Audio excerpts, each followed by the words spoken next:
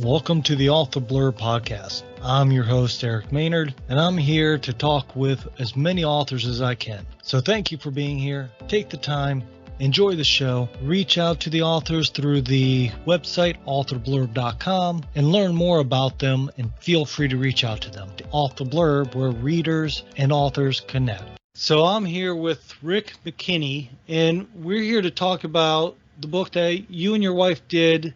It's And So We Walked, correct? Yes, that's right. All right, Rick, I appreciate you being here. I'm looking forward to getting into this because, one, the reviews of your book looks very positive. People really seem to like your book. And it's more than just a travel book or more than just going around, because you start, well, instead of me going through it, how about first we dive into a bit about yourself, because it was written by you and your wife Jane, correct? That's right. So how about you tell us a bit about you guys and then how all this actually started? All right.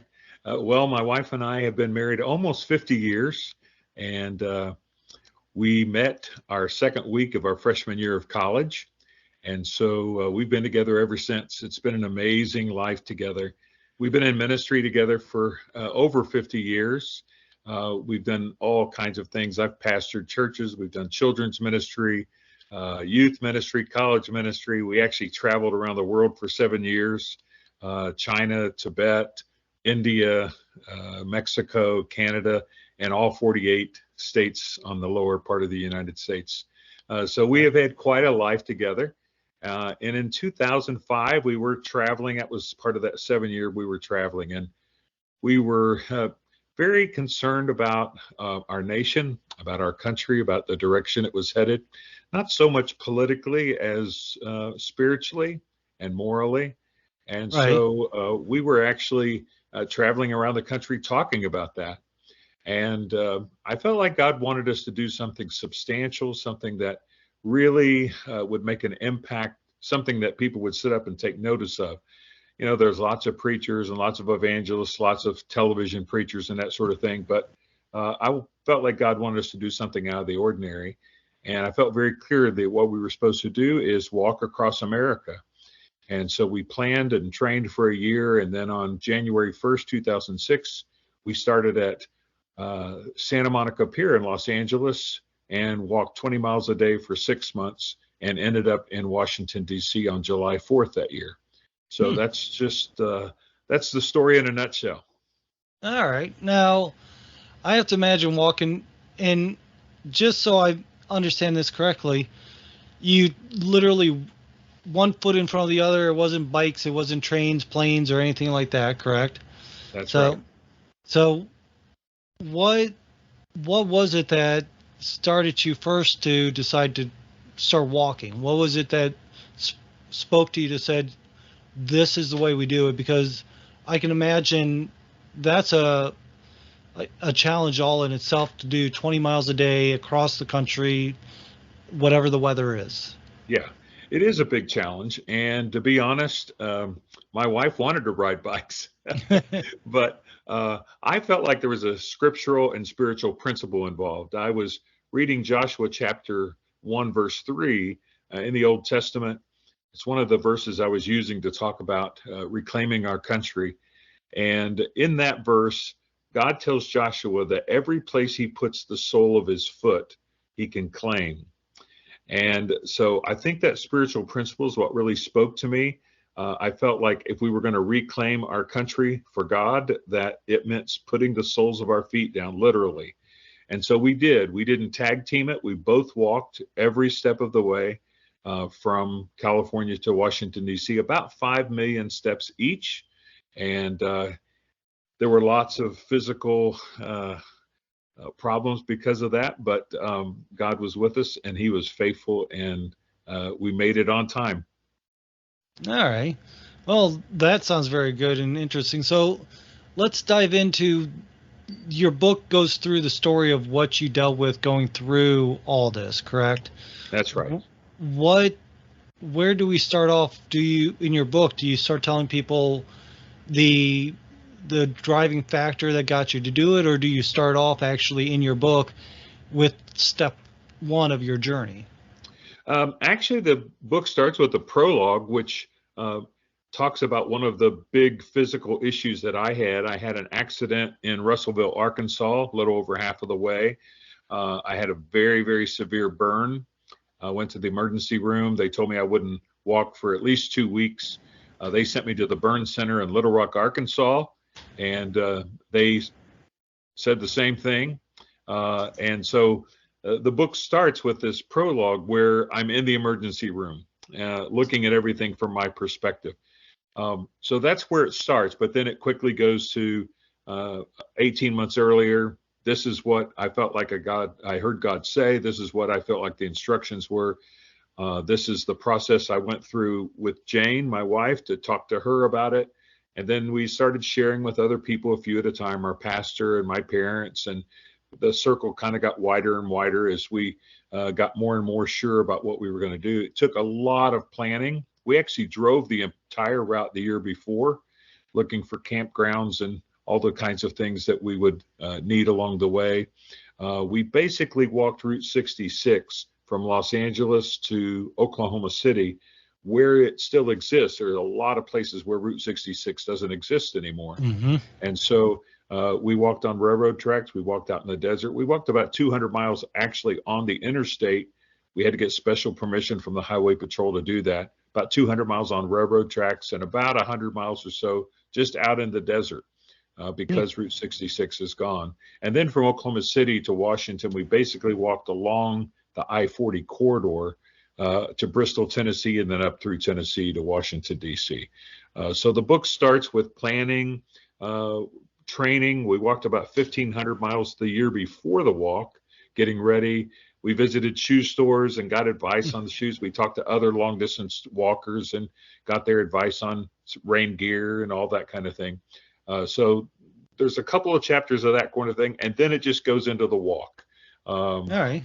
My wife journaled the entire time we were walking. She wrote down the name of every person that we met, every person we talked to, and what the conversation was about. Then she kept another kind of a logistical journal of, this is the mile marker we walked to, this was the landmark we stopped at, this is what the weather was like, that sort of thing. And I used those two journals to actually write the book. All right. So with that being said, when you started this and the process that you went through, everything you dealt with, did you and your wife intend on actually writing a book from this journey, or was it just, let's do this, let's minister? What was the original intent? Besides, was there another intent other than ministry when you first started? No, there really wasn't. We had a twofold purpose, really.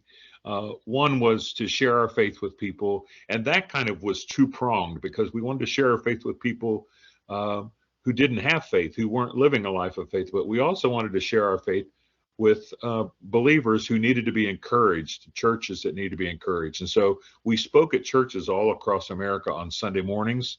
And the other purpose was to pray for our nation. So we did, it's called the world's longest prayer walk. We walked from one side of the country to the other, almost 3,000 miles. So there was no intention to write a book, but my wife wanted to journal everything because we knew there would be people who would be skeptical along the way. We knew there'd be people that were skeptical when we finished and said, did you really do that? So we wanted to have some written proof. We also were interviewed on television, radio, and newspapers all across the country as we traveled. So we have a lot of validation of the fact that we actually did this together and actually walked every step. But there was no intention to write a book. But when we got done, we started sharing our experiences and sharing a few of the stories. And people kept saying, you ought to write a book. You ought to write a book.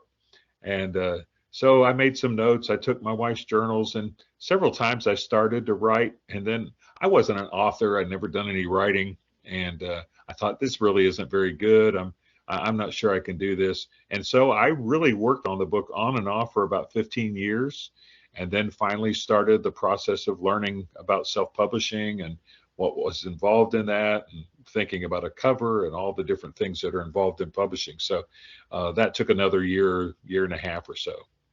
All right. And the book is And So We Walked. And with that, I imagine you talk about more than just, because from the reviews, I have to imagine there's more than just talking about the walk itself. What type of things do you get into in your book that, so it sounds like one person I read on your reviews and in other areas talked about they got it because they first thought it was a book about walking and just like journeying and they enjoy that kind of stuff, but they found so much more in your book than just a general travel book. Yeah. I've actually just read back through the book twice because I just recorded the audio book. So uh, it's really is a fascinating story. And I keep telling my wife, this is really good. And it sounds horrible saying that since, we wrote it. But it really is a story that's much more than just details about a walk. We talk about the individual people that we met and the kind of encouragement that they needed. And we talk about our personal struggles, our faith struggles, our physical struggles, our financial struggles as we walk, because here we are 6 months with no income. And so all those kinds of things, I really believe, Eric, that our best life is lived when we're living in obedience to God. And I think a lot of people struggle with that. How do I know God's will? How do I do God's will? And we kind of had this saying all of our marriage for 50 years now. And that is, we agreed and we committed to say yes to God 50 years ago before he ever asked any questions. And I think what most people do is kind of like what we do with our husband or wife. They say, will you do me a favor? And we say, what is it? Because we want to know what the favor is before we say yes or no. And I think sometimes when God talks to us, he says, I want you to do something. And we say, well, what is it before I answer? Well, if the answer is yes, and if the commitment was 50 years ago, the answer will always be yes, then God knows he can ask you to do anything. And the answer will be yes. And so that's really what people, I think, are finding as they read the book. They're finding out that, hey, if you can do that, I can do this. I'll tell you a quick story out of the book. We met a man in California. He was just out walking in the desert on his way into town. And we started praying with him and talking to him a little bit. And when I was praying for him, I just felt like I needed to pray that God would help him fulfill his calling. Well, when we got done praying, I looked up and the man was crying. He said, how did you know that? And I said, no, what? He said, how did you know that God called me to start a church? And I said, well, I didn't know. I just prayed what I felt like I should pray. And he said, I'm going to go home and tell my wife that if you two can walk across America, I can start the church. So I think that's what people are finding as they read the book. Hey, I may not ever walk across America. Maybe I just need to walk across the street and talk to somebody, or maybe I just need to be friendly to that cashier at the grocery store, or maybe I just need to take my elderly neighbor a meal. But whatever it is that God calls us to do, living in obedience to that call is where our best life is. So I think people are being motivated to really seek out God's purpose and plan and will for their life, and then to be obedient to that. And I think what they're finding is, hey, this is a great way to live. Right. Now, you mentioned like the challenges to your faith and different challenges, and doing the traveling that you did and the way you did it, meeting all the different types of people you obviously met. What was it that you found most challenging? I'm going to make this into two different questions, but first, what did you find most challenging in your faith that came up that you had to endure while taking this walk? Well, I think the big faith question constantly was, can we do this? Can we physically do this? I mean, there were days, and really the faith challenges came mostly because of the physical challenges. So I'll kind of combine these questions for you. But my wife, for example, had blisters from the first day until we got to Washington, D.C. Horrible blisters on top of blisters. Her feet were so sore some nights that just pulling the covers up over her feet when she went to bed, she would cry. And it still makes me almost cry when I think about it, because when you've been married as long as we have, and you're as close as we are, we've always done everything together. When one hurts, the other person hurts. And so I would try to graciously say to her, hey, if you don't want to do this, if you can't do this, it's not a problem. I'll walk alone. And I tried to find ways to kind of graciously end the thing several times because she was in such pain. And so you struggle with God.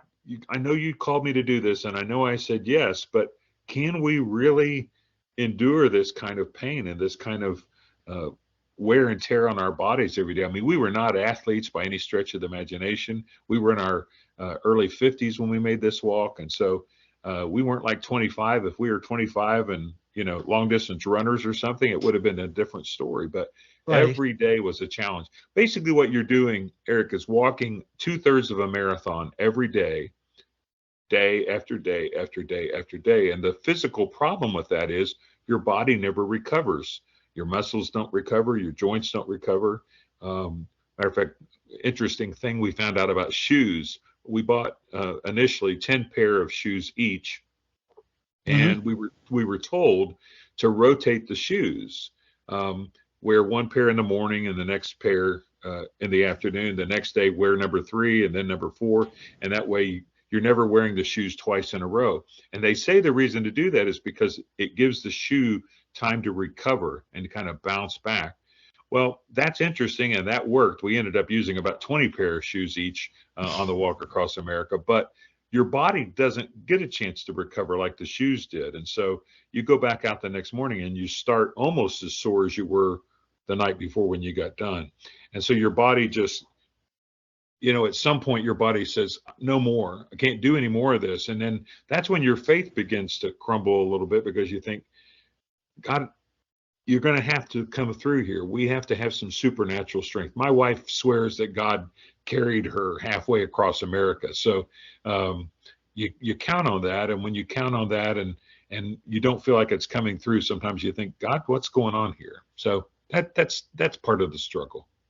All right, understandable. And so what was one of the things, because I also imagine going through all this, there's a whole lot more you learn doing it than you expected to, because like I'm doing a memoir now, just going through when I used to travel the country for work and all the different things. I'm remembering all the different things that I discovered doing it, the things that made me different because of the travels, meeting the different people, doing these different things. What was it that you found you probably didn't expect to come up, and 2, that actually was a lesson that you didn't figure to learn, but you really are happy you learned about? That's a great question. And we always tell people that when we began the walk, we thought the walk was about us helping other people, about us praying for other people, about us sharing our faith with other people. What we found out in the course of 6 months was the biggest change and the biggest transformation didn't happen to other people. The biggest change and transformation happened to us. And the way that happened was one life at a time, one person at a time, one story at a time. We got a whole new appreciation. For example, we had routed ourselves through the inner city parts of all the big cities on the route on purpose.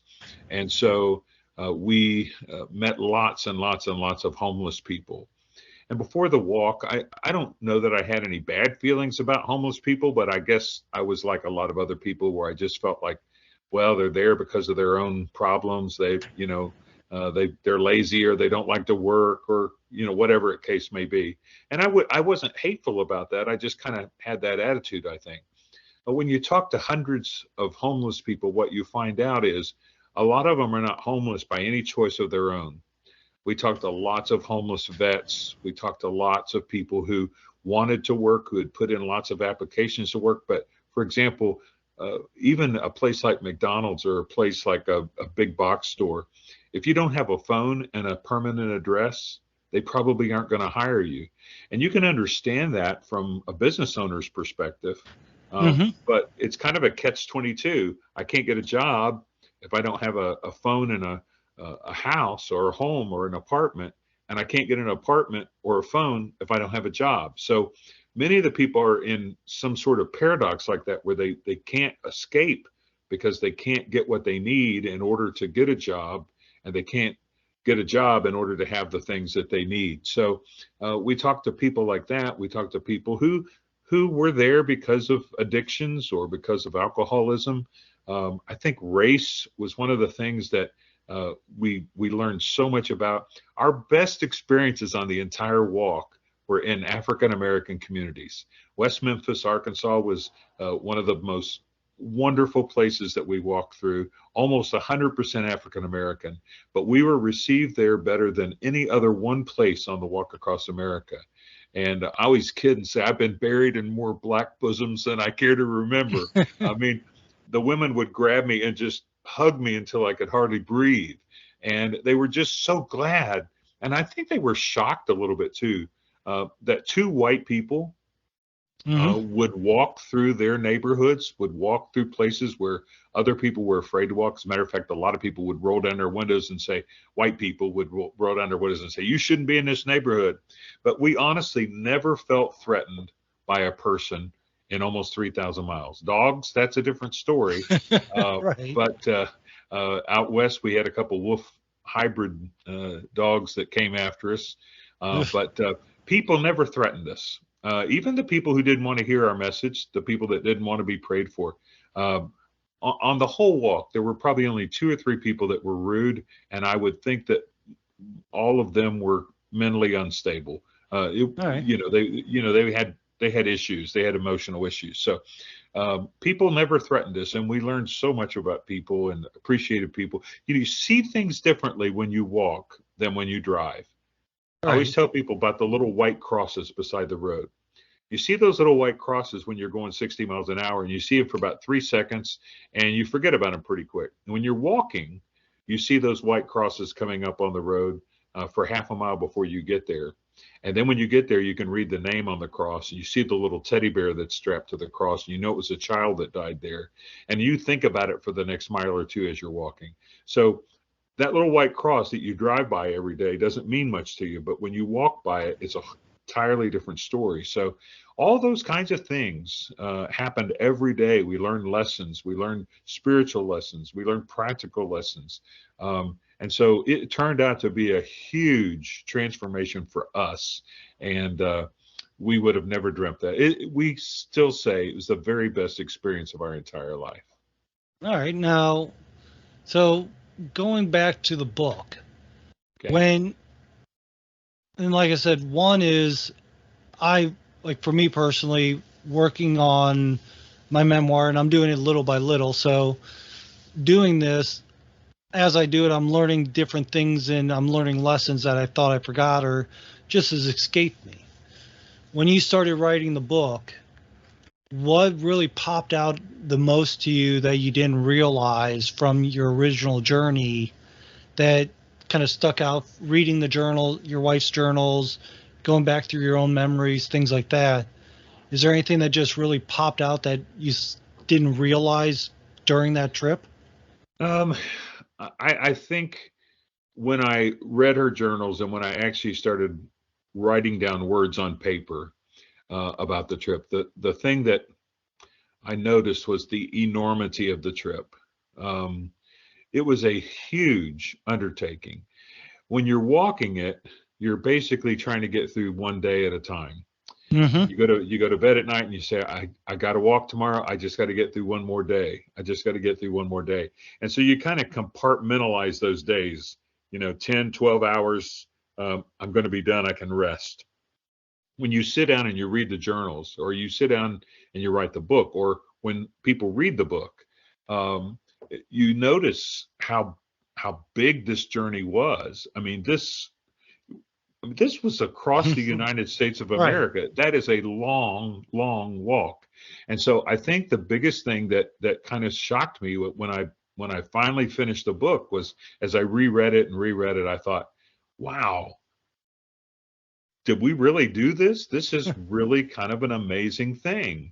Very few people have done it. There are probably less than 100 people who've ever walked cross country, at least since they've been able to do it other ways, cars and trains and planes. Right. And probably we don't know. There probably are a few. We don't know of any other husband and wife teams that have walked every step of the way. There are a few people who have tag teamed it in groups. but we don't know of any other married couple who's ever walked every step together, all the way from one side of the country to the other. So the enormity of it stuck out to me, and still does when I think about it. As I just read through the book again for the audiobook, I thought, this is way beyond our capability and our ability to do something. This had to be God. All right. And then really, what do you expect people to find in your book? Did you have a purpose when you wrote it, or is there something that you hope people would pick up when they read your book? I hope that people will not think so much about Rick and Jane, not think so much about what we did, because that's really not the emphasis of the book. There are lots of spiritual applications in the book, spiritual lessons that we learned. And what I really hope that people come away with is saying, I'm going to commit myself and I'm going to determine to be obedient to God's purpose and will and plan for my life as best I can. Whatever that is, it may be tiny things, but I'm going to do my very best to be in line with what God wants for my life. And if people come away from the book with that determination, having made that kind of commitment, then we're happy. We want people to get the book. As you know, as an author, this is not a make a lot of money scheme. Right.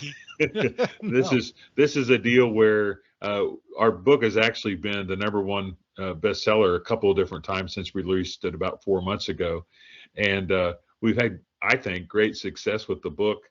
And we just have released for pre-order the children's version. We actually went through and had an artist make pictures, draw pictures, and paint them beautifully of several of the things that we talk about in the book. And then we took the story and reduced it to 42 pages for children 6 to 11 years old. They can look at the pictures, they can read the story. But that was a very expensive proposition. The audiobook's an expensive proposition. So I always tell people, we did not do this to make money. It'd be nice if we made a lot of money, but that's not the purpose that we wrote this book. The purpose of writing this book was we were afraid that one day when we're gone, that the story would be lost. And we didn't want that to ever happen. Because it's such an incredible story, we wanted to leave the legacy of leaving this story behind for people to read for years to come. And, you think about fiction books, and my wife reads 100% fiction. She won't pick up a nonfiction book. And I can't even get her to completely read this book all the way through. She loves historical fiction. She loves Christian fiction and all that sort of thing. And she's very, very avid reader. But this is a book that is worth preserving the story. And so that's why we wrote it. And that's what I hope people will do. And I hope they'll pass it on to their kids and pass it on. We had a lady buy some books a few weeks ago, and she bought them to give out to her family. And she gave them to her grandkids. And we thought, well, who knows if they'll read it. And she sent us a picture of her grandkids on they were, young teenagers, 12, 13, 14 years old, reading the book on the couch. So to me, that makes it all worthwhile. And whether it ever makes any money or not is not as important to me as if it affects people's lives. Well, I'll definitely have to pick it up to read myself. And then you said the kids' book. When you said you're working on that now, or because you said pre-release? It's already up. It's already up for pre-order on the ebook, on the Kindle version, and then both versions will be released to the Kindles and paperback on September 5th. It's all uploaded and it's all ready to go. So just a couple more weeks and that'll be available. And then hopefully the audiobook will be up by the 1st of October. All right. And is the children's book going to be the same name, or are you renaming it? No, the children's book is called They Walked Where? And the subtitle is Rick and Jane's Big Adventure. Okay. It's a fun book, and it's beautifully done. And I think people will really enjoy it. All right. And with they can that, get it right now, they can get it, if this podcast comes out before September 5th, they can get it for $3.99 on the pre-order. So it's pretty good. Nice. Like I said, for me, I'll probably have to get the adult version, but my kid, he's 5 years old. It might be well worth it because we are homeschooling him. And with that, the more stuff I can get to teach him about America, the happier I am. Yeah. So I'll have to look into that as well. So, All right. Rick, I appreciate you being here. It's been fun talking with you. I'm looking to dive into your books a bit more and be able to learn more about them. But until that, because I want people to be able to find you as well, where do you like people to go if they want to reach out to you, find your books, talk to you, ask you questions? Where do you prefer them to go? Just go to our website. It's real easy to remember. It's the same name as the book, andsowewalk.org, or they can type in rickandjanemckinney.com. Interesting thing, if you Google us on the internet, a lot of the original stories that were on the newspaper and other media are still on the internet. They say nothing ever goes away on the internet, so it's kind of interesting. But andsowewalk.org or rickandjanemckinney.com, and there are places that you can get the book through that. It'll take you right to Amazon. But I also do some blogs that are on there. There's some pictures. There are some other podcasts, and this one will be on there too later on, and so they can listen to more about the story. There's lots and lots of information there. They can have us come to their church or civic organization and talk about the walk. We love to do that. Christian schools, that sort of thing. So homeschooling networks, any of those kinds of places, we'd love to travel and go and speak when we can. So that's the best way to get us. Sounds perfect. Rick, I appreciate it very much. Like I said, I've enjoyed talking to you. Your book sounds very interesting. Hopefully everyone's listening feels the same way I do, and they go out and buy your book and help you make that little bit of money that you're trying to make and expand the book into more areas, maybe a second children's book or what so have you. But Yeah. other than that, thank you very much. If you can hold on for me for a moment, I'm going to end the conversation for everybody else, but I'd like to talk to you just for a little bit more. Okay. Thank you. Thank you for listening to the show. We enjoyed having you here, and I hope you enjoyed listening to the author speak as well. So now, take the time, subscribe, reach out to the authors, and go and buy their books. Let other people know about their books, about the show, and help grow both our communities. The authors would love to hear from you as much as I would. So thank you again. I hope you have a good day, and we look forward to seeing you on the next episode.